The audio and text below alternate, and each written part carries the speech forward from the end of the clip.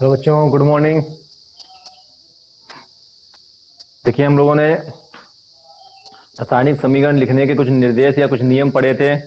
आज हम लोग पढ़ेंगे रासायनिक समीकरण की विशेषताएं। रासायनिक समीकरण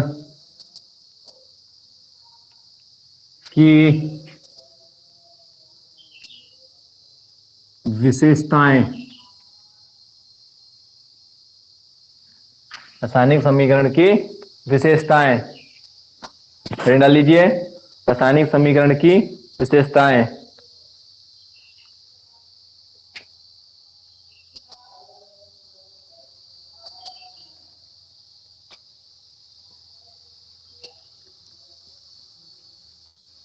हो गया?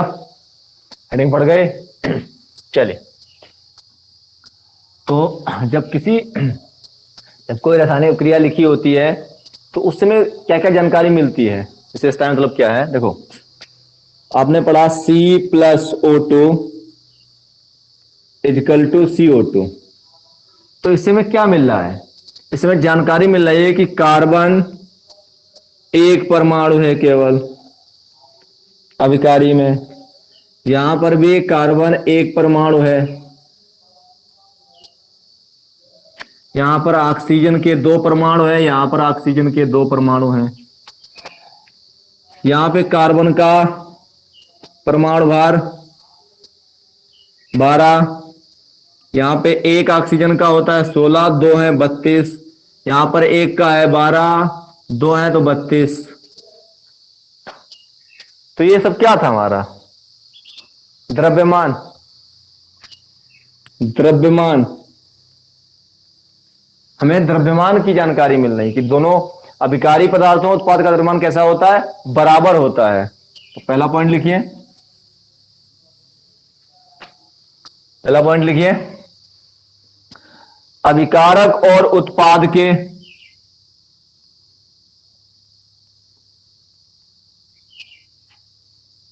अभिकारक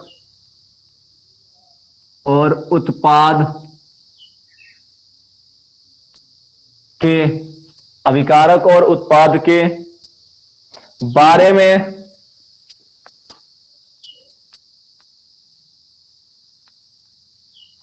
में संपूर्ण जानकारी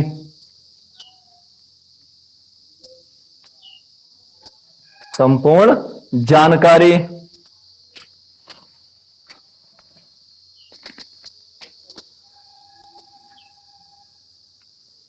नंबर 2,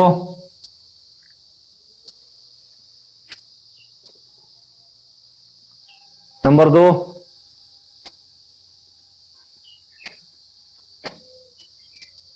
हो गया पहला पॉइंट। दूसरा पॉइंट देखिए,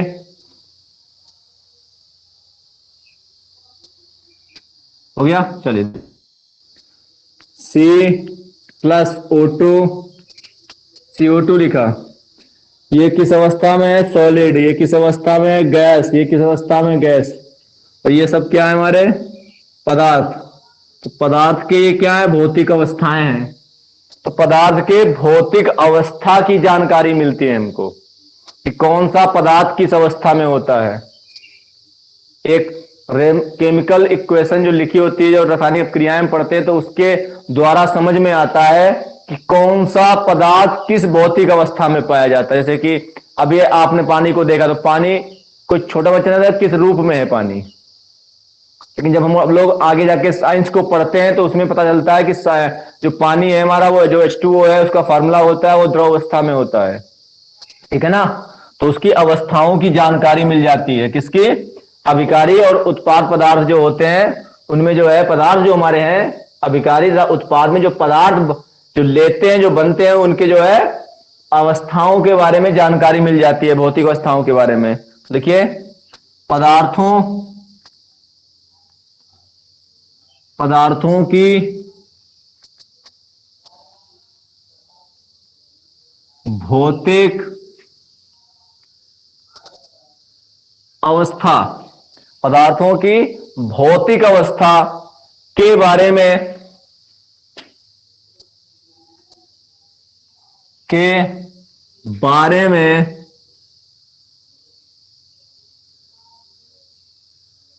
जानकारी, पदार्थों की भौतिक अवस्था के बारे में जानकारी प्राप्त होती है।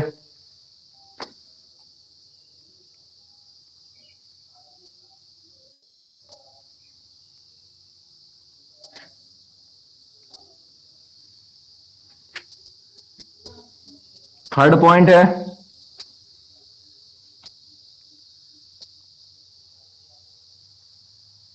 हो गया। चलिए आगे देखिए,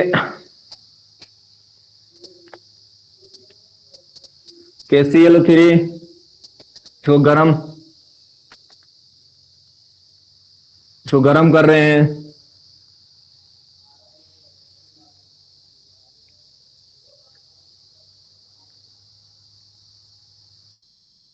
प्रेरक लगा दिया है, ये उत्प्रेरक है, ये गरम करने, इसको हम लोग ताप बोलेंगे। और कुछ अपक्रियाएं ऐसी होती है जिनमें हम लोग दाब भी डालते हैं, तो ताप दाब उत्प्रेरक इनकी भी जानकारी मिलती है कि कौन किसमें कितना ताप लग रहा है, किसमें कौन उत्प्रेरक है, किसमें कितना दाब डाल रहे हैं, इस बात की भी हमें जानकारी प्राप्त होती है रासायनिक समीकरण। ठीक है, इनकी मैं चर्चा करूंगा बेटा आगे, आप थोड़ा थोड़ा आप समझ लीजिए, पहले लिख लीजिए। ठीक है ना। थर्ड पॉइंट है आपका, अपक्रिया संपन्न होने के लिए, अपक्रिया संपन्न होने के लिए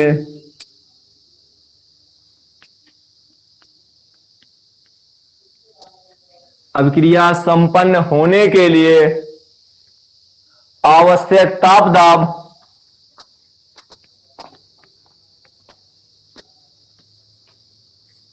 आवश्यक ताप दाब एवं उत्प्रेरक, ताप दाब एवं उत्प्रेरक आदि की जानकारी मिलती है, आदि की जानकारी मिलती है, प्राप्त होती है, जैसा भी लिखना चाहो, प्राप्त होती है। फोर्थ पॉइंट है हमारा,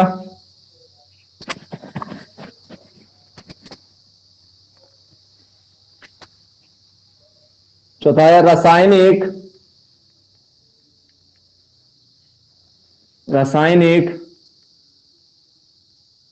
अभिक्रिया, रासायनिक अभिक्रिया का ऊष्माक्षेपी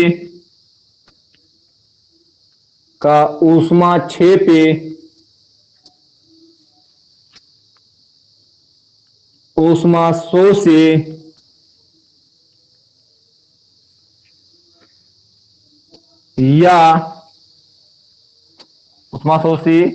या उत्क्रमणी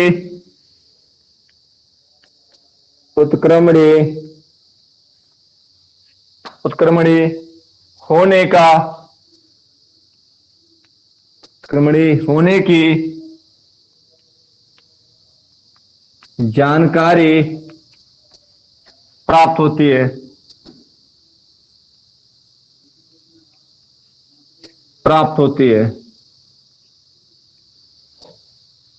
देखो मैं इसको यहां समझाता हूं। जैसे मान लीजिए N2 प्लस H2, अगर मैं ये निशान बना दूं, ये वाला, तो ये निशान है उत्क्रमणीय अभिक्रिया का। ठीक है, और अगर मैं यहां पे ऐसे लिख दूं प्लस ऊष्मा, तो ये जो है ऊष्माक्षेपी अभिक्रिया, प्लस में है ऊष्माक्षेपी, अगर माइनस निशान होता तो ऊष्माशोषी। ठीक है, ये है तरीका। 4 पॉइंट है बेटा आपके, नोट कर लीजिए इनको आप, फिर आगे चर्चा हमारी होनी है ना इन पे। उष्मा क्षेपी, उष्मा शोषी क्रियाएं, उत्क्रमणीय क्रियाएं, सब पे मैं बात करूंगा। पहले आप इनको लिख लीजिए। आप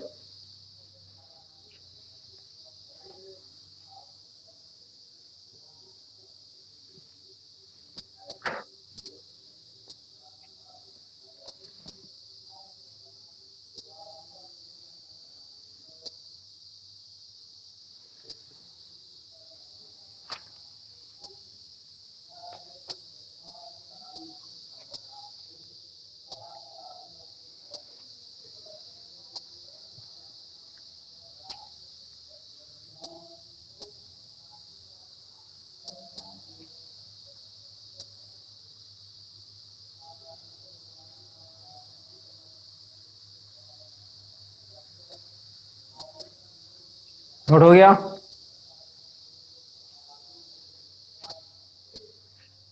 मिटा दें? चलिए मिटा देते हैं इसको।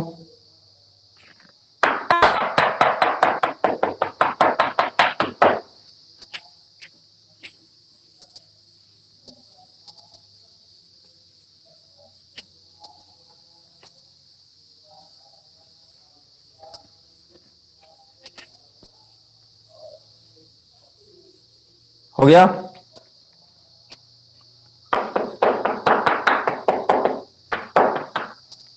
तो इसके जो चारों पॉइंट है, एक बार मैं रिपीट कर लेता हूं। एक मैं एग्जांपल दिखा देता हूं आपको। ये जैसे कि है,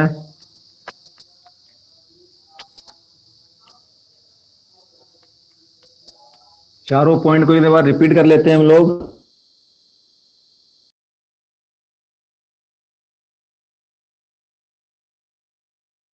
लेते हैं, फिर अभी हम लोग आगे पढ़ेंगे। ठीक है? देखिए, सबसे पहले पॉइंट था हमारा कि अभिकारी पदार्थ या उत्पाद जो हमारे बनते हैं उनके बारे में जो है संपूर्ण जानकारी मिल जाती है हमको।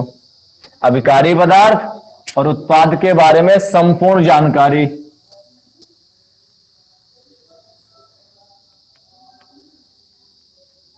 ठीक है? संपूर्ण जानकारी अभिकारी और उत्पाद के बारे में, रिएक्टेंट और प्रोडक्ट के बारे में संपूर्ण जानकारी मिल जाती है। दूसरी पॉइंट थी, इनकी अवस्थाओं के बारे में पता चल जाता है। इनकी अवस्थाओं के बारे में पता चल जाता है। ओके ना? तीसरा पॉइंट था हमारा ताप। ठीक है ना? दाब और उत्प्रेरक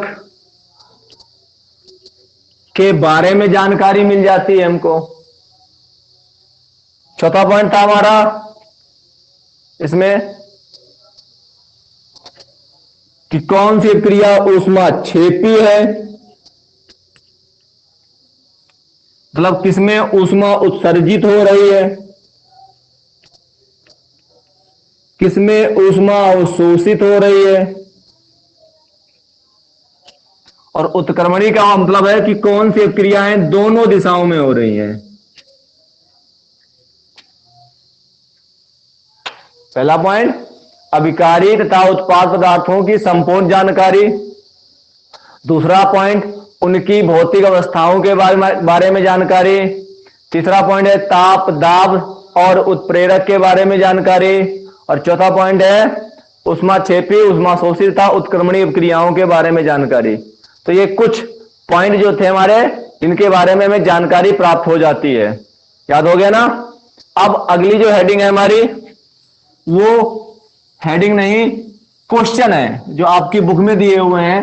और आप अपनी बुक को देखिए तो उसमें एक क्वेश्चन दिया हुआ है, तो उस क्वेश्चन को मैं करा देता हूं आपको, देखना ध्यान से। पहले मैं क्वेश्चन लिख देता हूं। क्वेश्चन है, वायु में जलाने से पहले, प्रश्न है वायु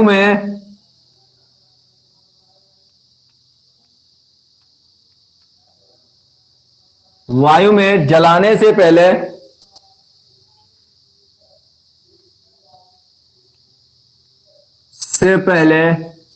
वायु में जलाने से पहले मैग्नीशियम रिबन को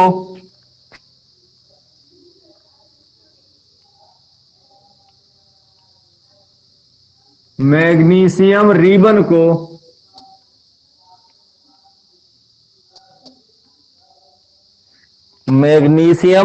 को साफ क्यों किया जाता है?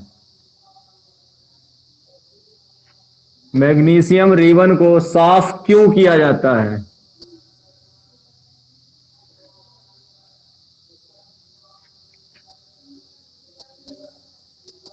क्यों किया जाता है?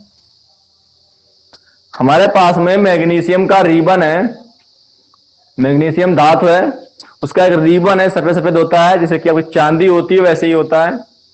उसको जो है अगर जलाया जाए तो जलाने से पहले साफ करते हैं उसको, ठीक है ना, मैग्नीशियम रिबन को। अगर वो सुविधा रही तो मैं आपको दिखाऊंगा अभी, ठीक है ना। वैसे मिलेंगे तो खरीद के मैं आपको दिखाऊंगा जला के कैसे जलता है, ठीक है ना। आप सब्र रखिए, एक एक एक्सपेरिमेंट दिखाऊंगा आपको क्लास में, जितना हो सकेगा आपको मैं दिखाने की कोशिश करूंगा।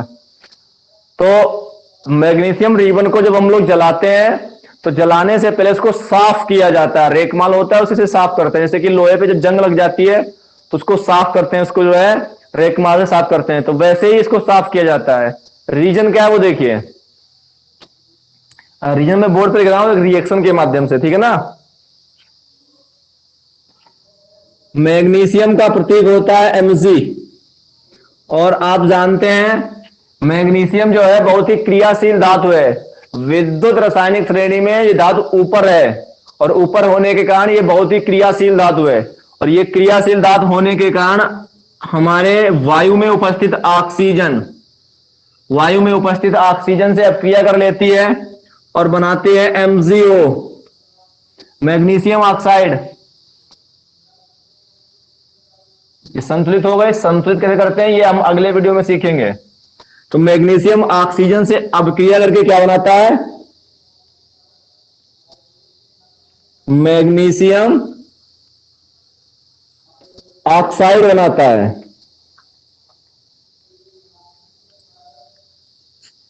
अब देखिए,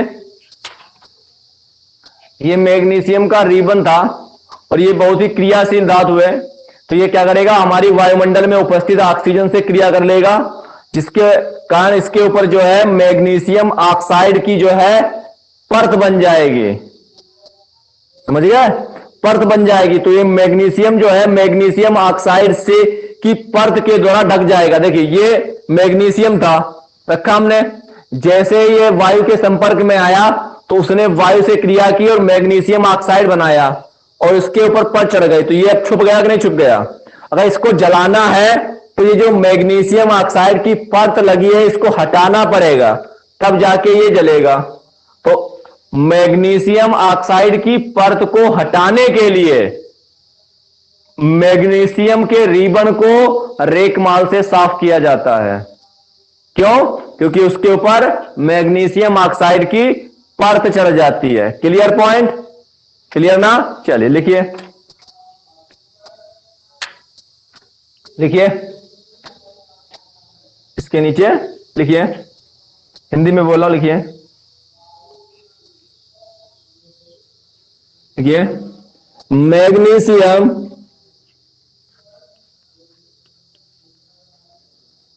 मैग्नीशियम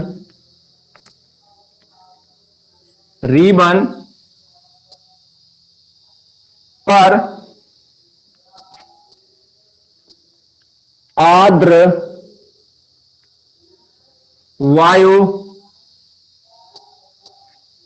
के प्रभाव से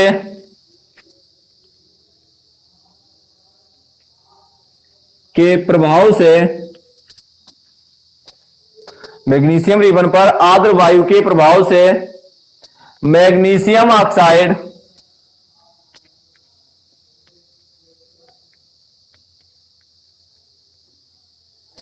मैग्नीशियम ऑक्साइड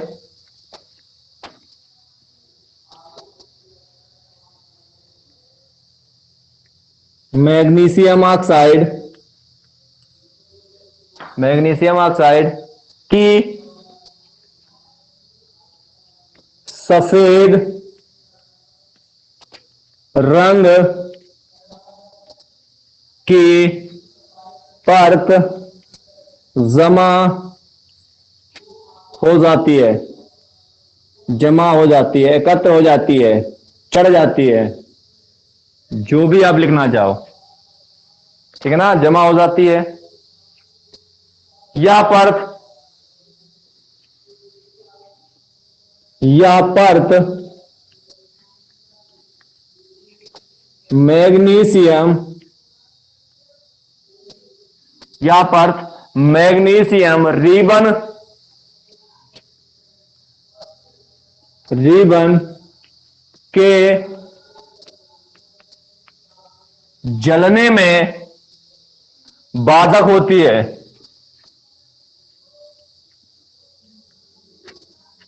बाधक होती है, क्या कह सकते हो, बाधा डालती है, जलने में बाधक होती है या बाधक डालती है, या बाधा डालती है, ठीक है ना।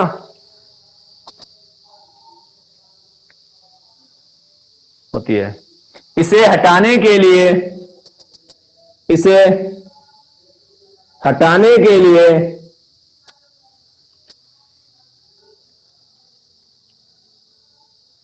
इसे हटाने के लिए मैग्नीशियम रिबन को, मैग्नीशियम मैग्नीशियम मैग्नीशियम रिबन को पहले रेगमाल से, पहले रेगमाल से, रेगमार्ग से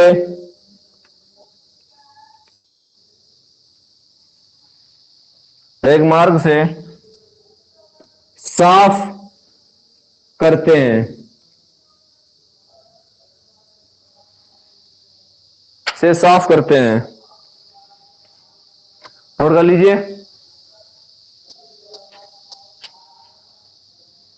इसको आप नोट कर लीजिए।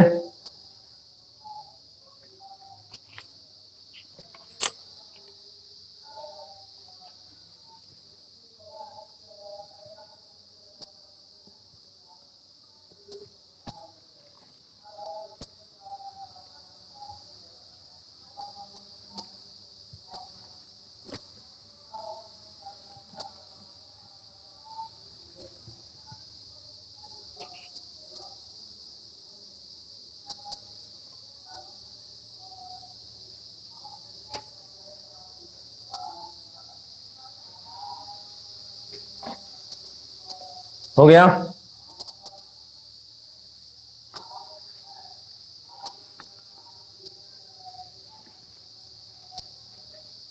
लिख लीजिए अच्छे से, लिख जा देना।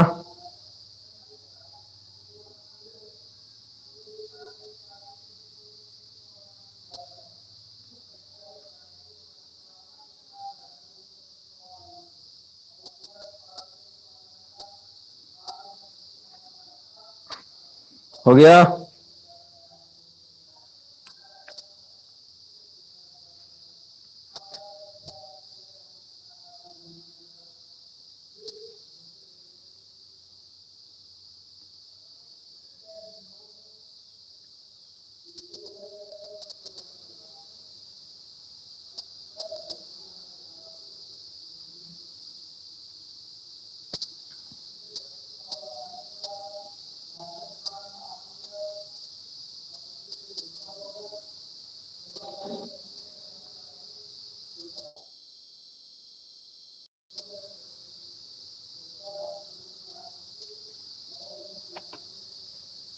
हो गया, लिख दिया ना। एक क्वेश्चन है आपका, मैं आपको लिख देता हूं, आप इसका आंसर बताना मुझे। आपका ये होमवर्क है, ये आपको मैं होमवर्क दे रहा हूं आपको, ठीक है ना। ये आप होमवर्क करके दिखाना मुझे। देखिए,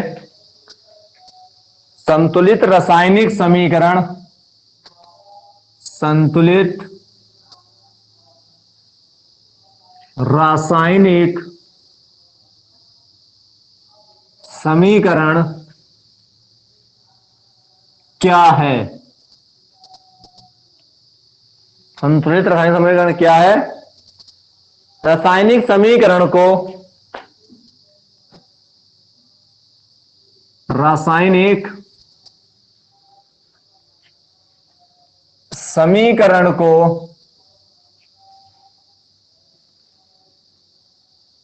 संतुलित करना करना क्यों आवश्यक है?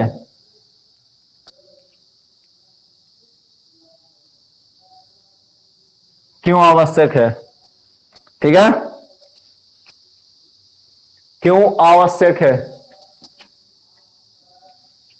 ये आपका होमवर्क है, ये आप मुझे करके दिखाएंगे, आप नोट कर लीजिए इसको। सबसे पहले आपको डिफिनेशन लिखनी है संतुलित रासायनिक समीकरण को, उसके बाद में आपको उसे बैलेंस क्यों करते हैं उसका आपको रीजन लिखना है। ये आपका होमवर्क है।